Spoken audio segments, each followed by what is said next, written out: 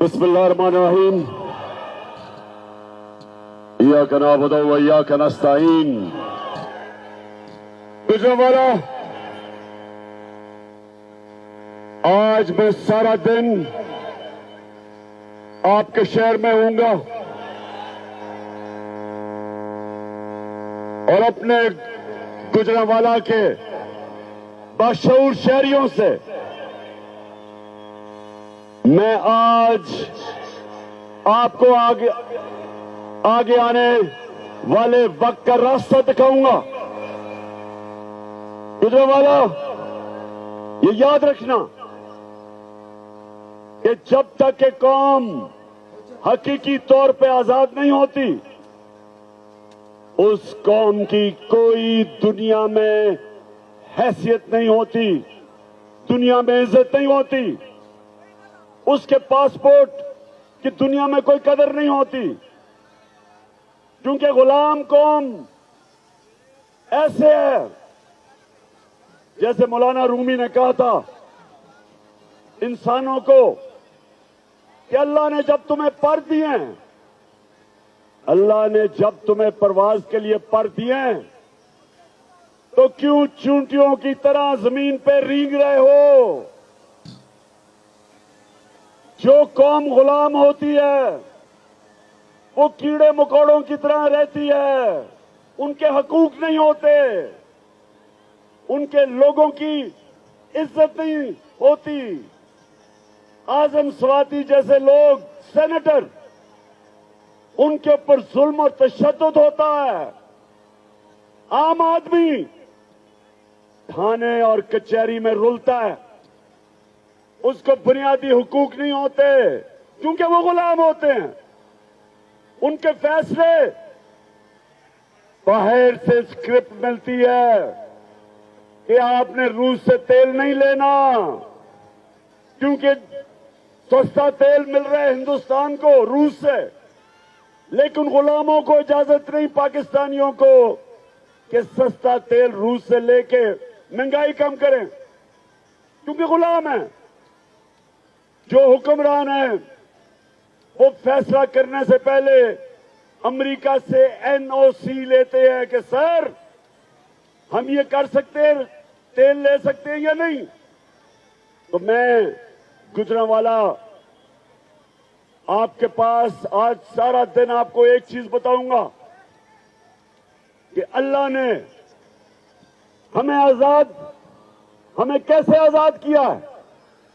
जब अल्लाह कहता है, जब अल्लाह के सामने अब दावा करते हैं ला इलाहा इल्लल्लाह, अल्लाह तेरे सिवा किसी के सामने नहीं हम झुकते, ये दावा है आजादी का। और जब फिर हम किसी सुपर पावर के सामने घुटने टेकते हैं, मेरी नजर में ये शिर्क है। जब एक किसी पाकिस्तानी शहरी को तशद्दुद होता है उस पे, जो आजम स्वाति शहबाज गिल पे हुआ, जो अरशद शरीफ को मुल्क छोड़ना पड़ा और कत्ल किया, शहीद किया उसको, क्योंकि वो हक और सच पे खड़ा था। ये गुलामों कौमों में होता है, आजाद कौमों में ये नहीं होता। आजाद कौमों के हुकूक होते हैं, शहरियों का अदालतें उनके बुनियादी हुकूक की हिफाजत करती हैं। और दूसरी चीज, गुजरांवाला, मैं वो पाकिस्तानी हूं जिसने अपने मुल्क को टूटते देखा था। ईस्ट पाकिस्तान हमारे से अलहदा हुआ था। मैं ईस्ट पाकिस्तान अंडर 19 का मैच खेलने गया, हमें पता ही नहीं था कि वहां कितना गुस्सा है ईस्ट पाकिस्तान के लोगों को। क्यों गुस्सा था? क्योंकि उनकी जो सबसे बड़ी जमात, जो पाकिस्तान की सबसे बड़ी जमात, वो ईस्ट पाकिस्तान से थी। वो इलेक्शन जीत गए थे, लेकिन ایسٹ پاکستان کے لوگوں کو غصہ یہ تھا کہ جو ان کا حق تھا، جو مینڈیٹ تھا، وہ نہیں دیا جا رہا تھا۔ کیوں نہیں دیا جا رہا تھا؟ کیونکہ یہاں ایک سیاستدان، اس نے سازش کی اپنی کرسی کے لیے، اس نے ایسٹ پاکستان کی پارٹی جو الیکشن جیت گئی تھی ان کو حق نہیں دیا کہ جو ان کا حق تھا کہ جب الیکشن جیتے تو ان کو قیادت کرنی چاہیے تھی۔ وہ اس سیاستدان نے پاکستان کی فوج کو اس پارٹی کے خلاف کھڑا کر دیا اور نتیجہ یہ ہوا کہ پاکستان ٹوٹ گیا، ہمارا ملک آدھا ہو گیا۔ آج پھر یہ جو لندن میں بیٹھا ہوا بھگوڑا ہے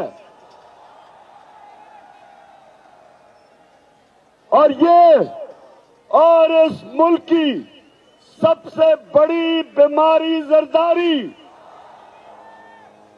یہ دونوں ڈاکو مل کے کوشش کر رہے ہیں کہ پاکستان کی سب سے بڑی جماعت اس کو ملک کی اسٹیبلشمنٹ کے خلاف کھڑا کرے، اسٹیبلشمنٹ کو، فوج کو بڑی جماعت کے خلاف کھڑا کرے۔ یہ سازش ہے، یہ ملک کے خلاف سازش ہے۔ اور سن لو، ہم عمران خان کی جینا مرنا پاکستان میں ہے۔ عمران خان نے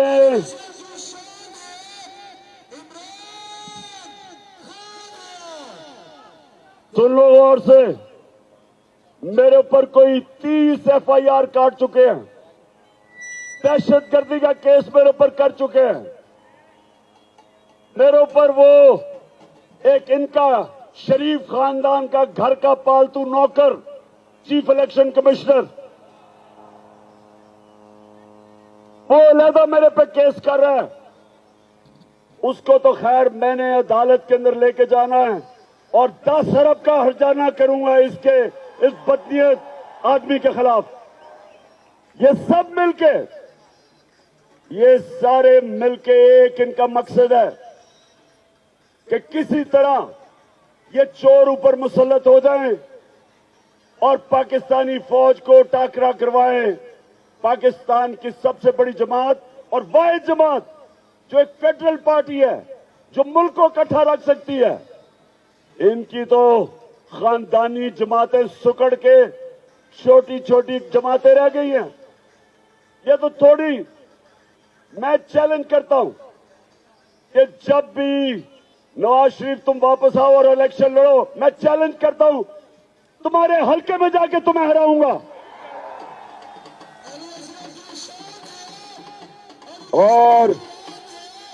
اور زرداری تم اور تمہارا دیسی ولایتی بیٹا جو انگریز کی طرح اردو بولتا ہے، بارش آتا ہے تو پانی آتا ہے، 14 سال میں اردو ہی نہیں سیکھ سکا۔ میں سندھ آ رہا ہوں، مجھے ذرا ادھر سے فارغ ہونے دو۔ زرداری تمہارے پیچھے میں سندھ آ رہا ہوں، تیاری کر لو۔ سندھ کے لوگوں کو سب سے زیادہ آزادی کی ضرورت ہے، سب سے زیادہ ظلم سندھ کے لوگوں کے اوپر ہے۔ تو انشاءاللہ ہم وہ جماعت ہیں اور میں وہ سیاستدان ہوں جس نے ملک سے باہر نہیں بھاگنا۔ میں نواز شریف نہیں ہوں کہ ہر وقت جب اس کے اوپر کوئی کیس ہوتا ہے پہلے مشرف کے گھٹنے گوڑے پکڑ کے NRO لے کے باہر بھاگ گیا، پھر NRO لے کے واپس آیا، پھر یہاں ڈاکے مارے، پھر جب وقت آیا احتساب کا، پھر اس نے اپنے رزلٹ جو اس کے میڈیکل رزلٹ تھے ان میں بھی دھاندلی کی اور اس کے بعد بیمار کر کے پھر باہر بھاگ گیا۔ اور آپ انتظار کر رہے ہیں کہ جناب بڑے طاقتور اسٹیبلشمنٹ سے اس کو NRO ملے گا۔ اور یہ واپس آ جائے گا جس طرح منی لانڈرر اسحاق ڈار واپس آ گیا. نواز شریف، تم سب، میں اپنی ساری قوم کو آج کہہ رہا ہوں کہ انشاءاللہ ہم سب مل کے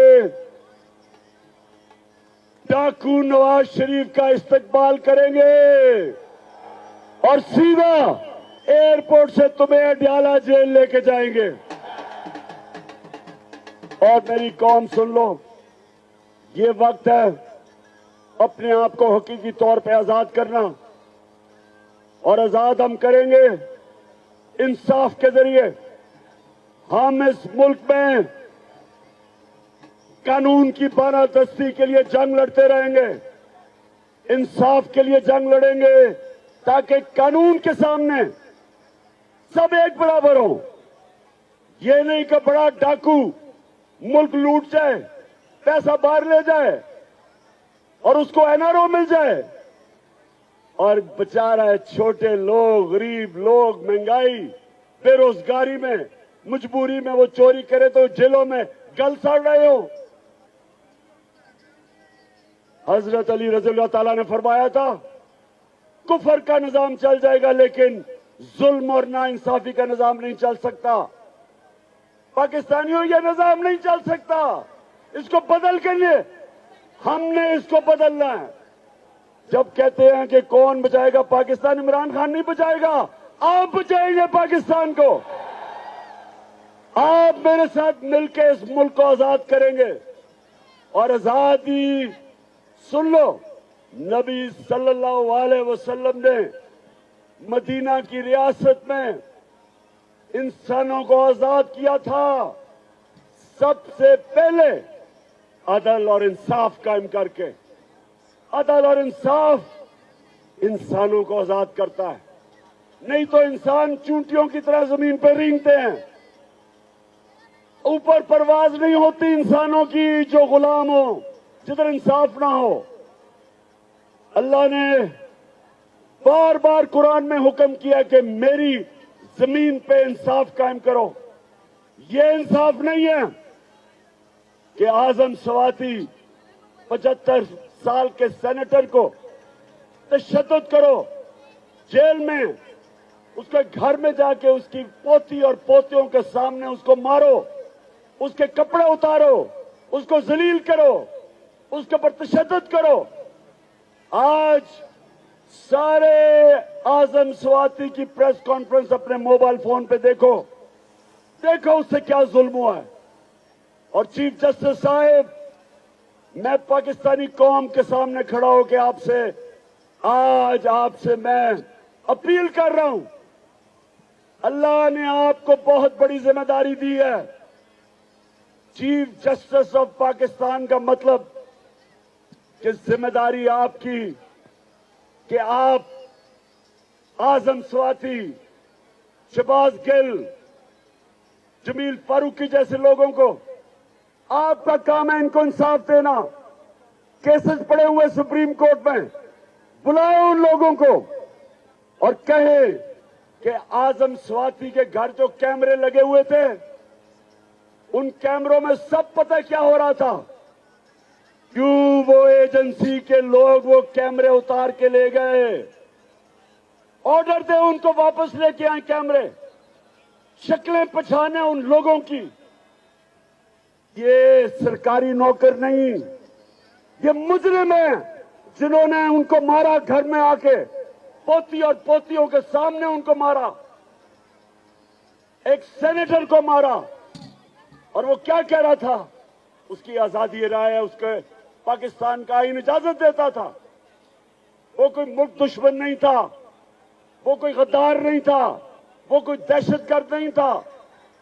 تو میں چیف جسٹس صاحب، یہ جو ہماری حقیقی آزادی کی تحریک ہے، ہم آپ کے طرف اور پاکستان کی عدلیہ کی طرف دیکھ رہے ہیں، ساری قوم دیکھ رہی ہے کہ آپ نے اس ملک میں قانون کی بالادستی قائم کرنی ہے.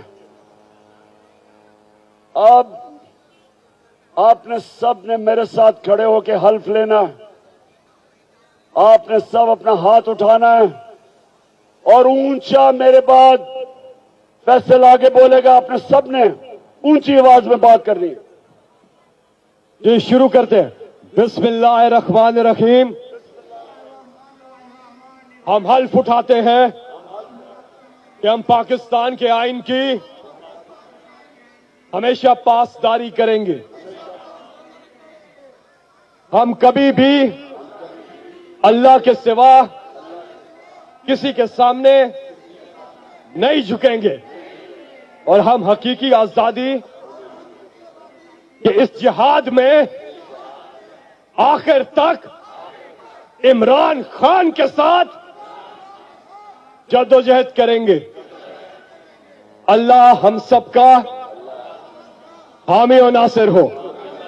आमीन। लाजिम है कि हम भी